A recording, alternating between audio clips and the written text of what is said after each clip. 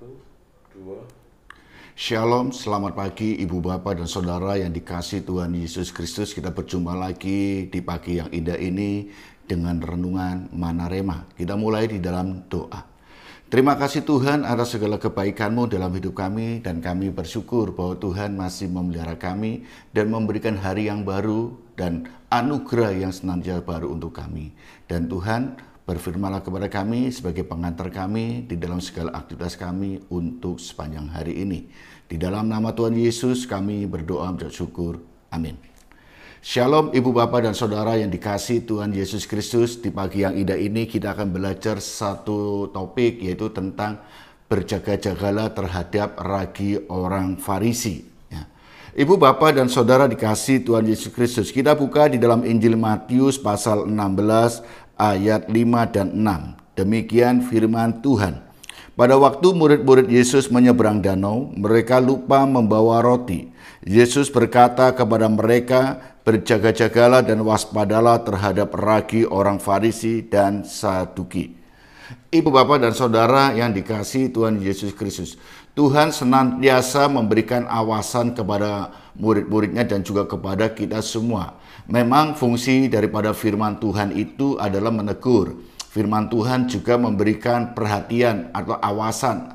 Dan juga firman Tuhan juga menunjukkan jalan-jalan untuk kita dalam segala aktivitas kita. Sehingga kalau kita dekat dengan Tuhan dan kita bergumul atau bertekun di dalam kebenaran firman Tuhan, maka percayalah hidup saudara akan ada di dalam kehendak atau perkenanan Tuhan. Hidup saudara akan senantiasa benar, hidup senantiasa akan dituntun oleh firman, hidup saudara akan ditegur atau dievaluasi oleh firman Tuhan, sehingga hidup saudara boleh semakin mengerti apa rencana dan kehendak Tuhan di dalam hidup ini. Saudara, firman Tuhan di ayat 6 katakan, Yesus berkata kepada mereka, berjaga-jagalah dan waspadalah terhadap ragi orang Farisi dan Saduki.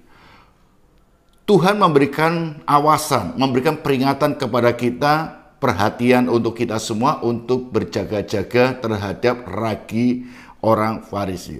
Terjadi suatu percakapan antara murid dengan Tuhan Yesus. Ketika mereka, murid-murid bertanya tentang roti, murid-murid juga berbicara tentang makanan.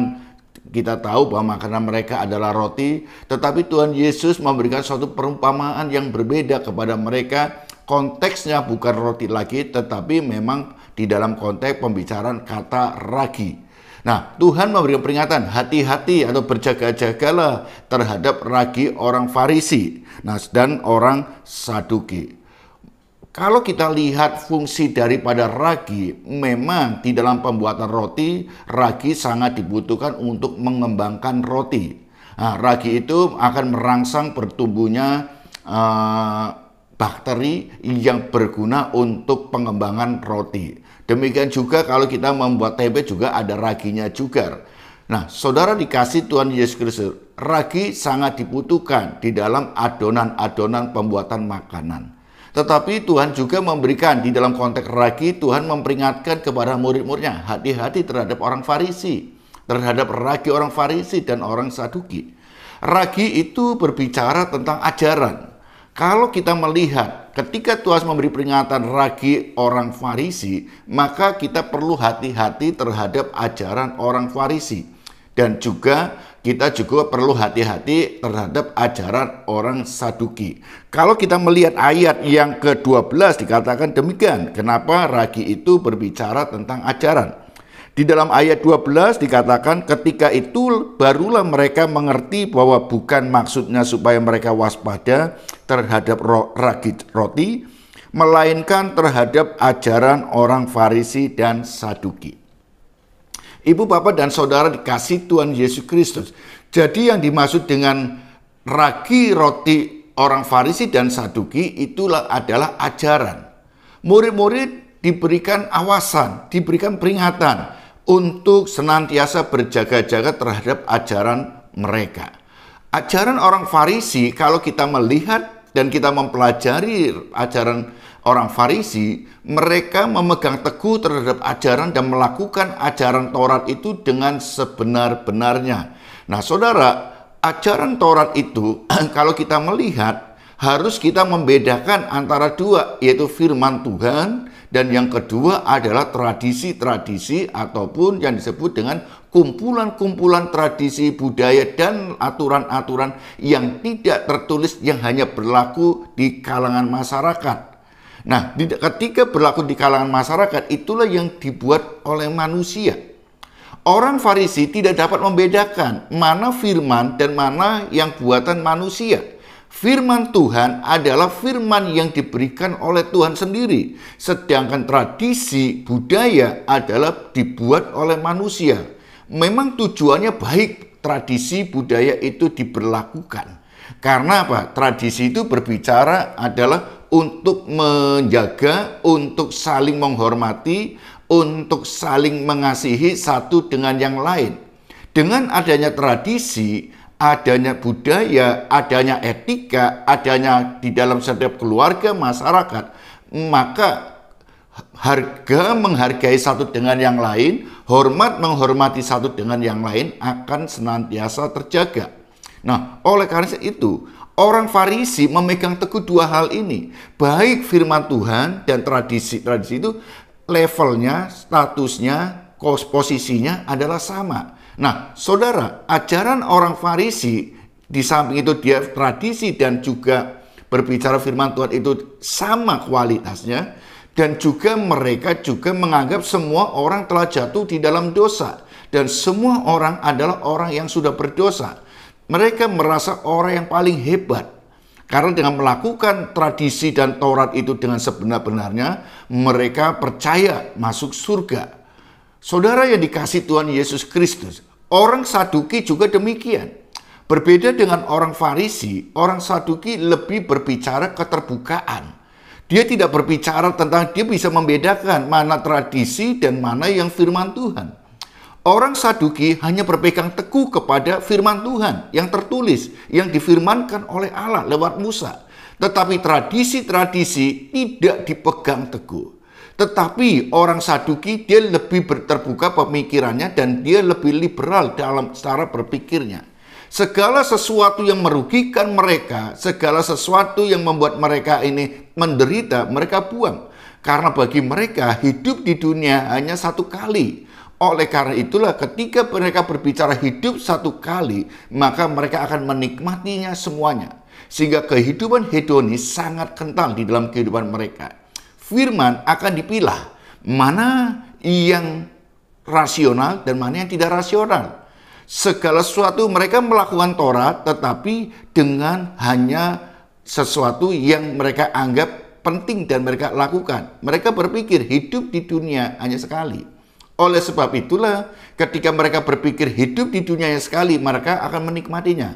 Nah, saudara dikasih Tuhan Yesus Kristus. Dua ajaran ini, sadar atau tidak sadar, ada di sekitar kita. Ada yang lebih menekankan ke spiritualitas dan ada yang menekankan kepada rasionalitas. Spiritualitas itu mewakili orang Farisi. Bagaimana mereka menekankan kepada ketaatan-ketaatan di dalam melakukan Taurat. Ketaatan-ketaatan dalam melakukan tradisi-tradisi. Tetapi, saudara, firman Tuhan katakan, Tuhan Yesus menegur mereka. Karena apa? Mereka menekankan ketaatan-ketaatan, tetapi sebenarnya mereka munafik. Hidup mereka menderita. Hidup mereka hanya ingin ditunjukkan supaya semua orang memandang mereka rohani. Mereka meremehkan orang lain. Mereka meremehkan sesamanya. Sehingga ketika hari Sabat ada orang sakit, mereka tidak mau menolong. Tradisi dan mereka tekankan luar biasa. Tujuannya apa? Supaya mereka dianggap orang-orang yang menghormati nenek moyang mereka, leluhur-leluhur mereka. Nah, saudara yang dikasihi Tuhan Yesus Kristus, oleh karena itu Tuhan Yesus perlu memberikan awasan kepada murid-muridnya. Hati-hati atau berjaga-jagalah terhadap ragi orang Farisi. Berjaga-jagalah kepada kita semua terhadap ajaran-ajaran yang menekankan hanya spiritualitas. Karena ketika kita berbicara spiritualitas, kita tidak kuat di dalam iman dan kita tidak melihat bahwa kita masih ada di dunia ini, maka kita akan senantiasa berkata, segala sesuatu yang penting adalah hubungan vertikal dan vertikal, radikal sekali dalam hubungan dengan Tuhan. Mereka sengaja berbicara tentang surga dan surga, sehingga akan memunculkan suatu radikalisme di dalam diri orang Kristen. Dan akhirnya apa yang terjadi? Mereka akan memandang rendah orang lain, mereka munafik terhadap orang lain, supaya mereka ingin mendapatkan pujian. Orang Saduki juga demikian, mereka lebih liberal, mereka lebih rasional, sehingga mereka lebih menekankan segala sesuatu rasionalitas akan menjadi tuan bagi mereka. Segala sesuatu yang tidak masuk akal akan mereka buang. Segala sesuatu karena mereka berpikir hidup di dunianya sekali, maka mereka akan melakukan selama kehidupan di dunia ini, mereka akan menikmati dengan penuh sebebas-bebasnya. Mereka akan menikmati apa yang mereka dapatkan karena kehidupan di dunianya sekali, dan mereka orang Saduki tidak percaya akan kebangkitan penghakiman. Mereka hidup sekali dan akan selamanya. Dia akan apa? Hidup di dunia, meninggal, sudah selesai. Karena bagi mereka surga ada di dunia ini. Oleh sekarang itu, saudara dikasih Tuhan Yesus Kristus, di pagi yang indah ini, Tuhan memperingatkan, memberikan awasan kepada kita semua untuk berjaga-jaga. Jangan kita terlalu ekstrim ke kiri, yaitu kepada spiritualitas saja. Karena ketika kita berbicara spiritualitas, berbicara vertikal, maka kita mengabaikan bahwa kita hidup di dunia, ada sesama kita yang masih membutuhkan uluran tangan kita. Kita masih ada di dunia ini yang perlu kita menjadi berkat untuk mereka semua. Kita masih ada di dunia ini untuk apa? Untuk menjadi saksi bagi Kristus di dunia ini. Karena kita diutus oleh Tuhan, kita dipanggil oleh Tuhan untuk menjadi berkat, menjadi terang, menjadi garam bagi dunia ini. Kita harus membuka hati dan pikiran kita. Spiritualitas penting, tetapi kita juga harus menjaga hubungan dengan sesama. Ngasihi Tuhan dan kasihlah sesama.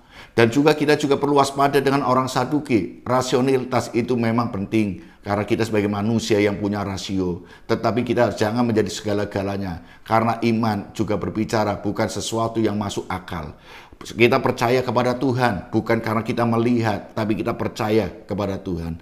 Tuhan berdaulat atas hidup ibu bapak dan saudara. Janji Tuhan kepada kita semua, Tuhan akan mencukupkan segala kebutuhan kita. Tuhan akan menyertai di dalam segala aktivitas kita. Percayalah, walaupun kita belum melihat, tapi tetaplah percaya. Supaya iman kita teguh di dunia ini, iman kita juga semakin kuat di dalam pengiran kita kepada Tuhan. Kuat di dalam Tuhan dan kuat di dalam kita mengasihi sesama.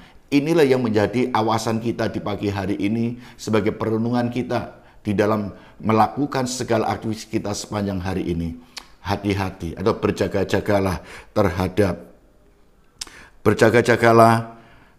di sini katakan, berjaga-jagalah dan waspadalah terhadap ragi orang Farisi dan Saduki.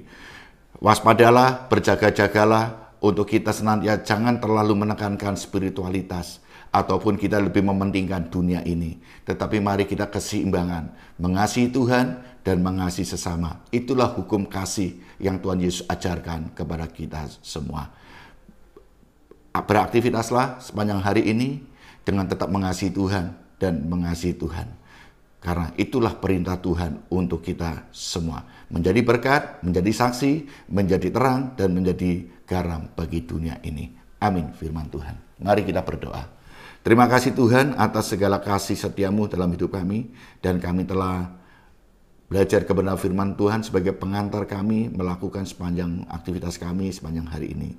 Tuhan, biarlah Tuhan yang ambil pucuk pimpinan kami, menyertai kami, sehingga apapun yang kami kerjakan sepanjang hari ini boleh berhasil dan menyenangkan hatimu. Di dalam nama Tuhan Yesus kami berdoa syukur. Amin.